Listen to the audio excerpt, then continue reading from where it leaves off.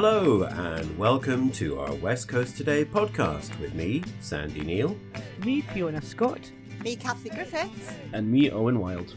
Here is a wee taster of some of the stories from Scotland's West Coast this week, appearing in this Thursday's Lochaber Times and Oban Times, and on our one-stop shop website, www.westcoasttoday.co.uk.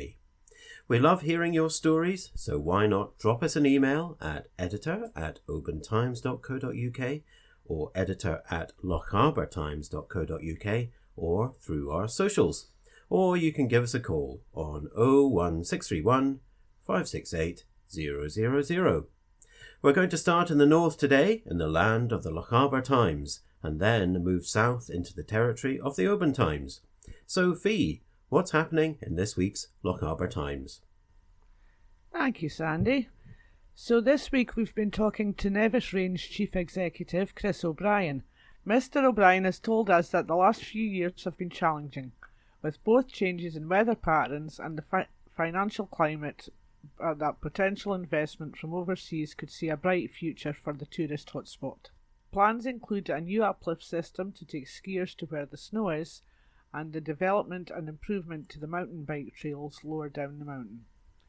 Also in the latest edition of the Lochaber Times, we have news of charity air ambulance champion Amy Fulford's latest fundraiser.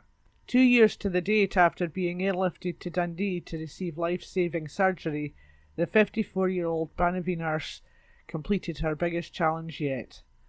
Having only ridden an electric bike since her ordeal, Amy went on a tri-adventure which saw her cycle manually, row and swim from her home at Arrach to Corpach.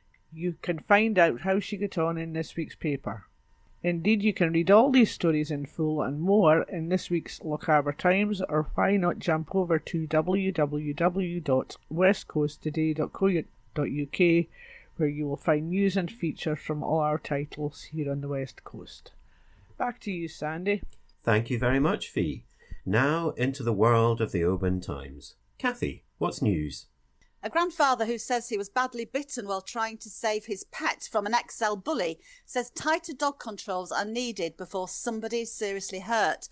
I spoke to Dunbeg's Angus McCouche, who said if he'd been out with any of his grandchildren when the alleged attack happened, then it could have had tragic consequences. Police Scotland say the dog has now been seized and is in kennels. To get the full story, read in the OT, in print, or online at www.westcoasttoday.co.uk. An island trust forecast to increase its revenue from £100,000 to over £1 million in a couple of years, wish that was my revenue, has been announced as a Scottish Charity of the Year finalist. Trustees on Ling hope to return from a glitzy awards night with a trophy celebrating all that has been achieved in the past year, including securing a whopping £2.1 million to reopen Cullerpool Slate Quarry and creating a resilience hub at the Atlantic Island Centre with solar and battery storage that would be enough to power 3 days of independence during outages. There we go. Back to you, Sandy. Thank you very much, Kathy. Now, Owen, what else is going on in the Oban Times?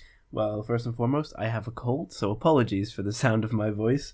But a Dalmally cattle farmer has been ordered by the Scottish Government to plant 1,472 new trees of various sorts after he felled more than 50 ancient oaks without permission. In the process, the old military road at Artitle was also upturned, with police still investigating.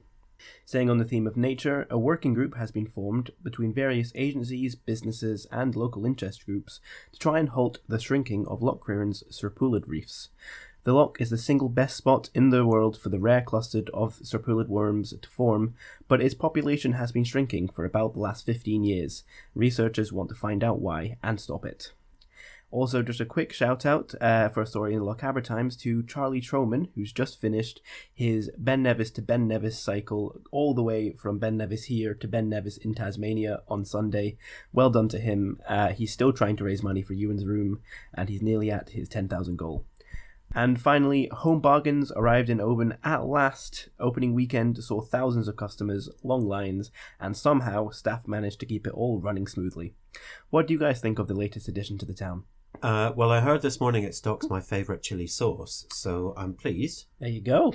That's a And win. I also heard, Owen, a certain person went in just to buy some deodorant and some hair conditioner and managed to spend how much? £70. What? There we go. Who could Say that no have more. been? Who could that have been? That definitely Could that wasn't have me. been, Owen? Well, that does sound like a home bargain. Well, back to me. The long saga to reopen a third pharmacy in Oban looks set to continue as one of the town's existing pharmacies appeals against NHS approval again.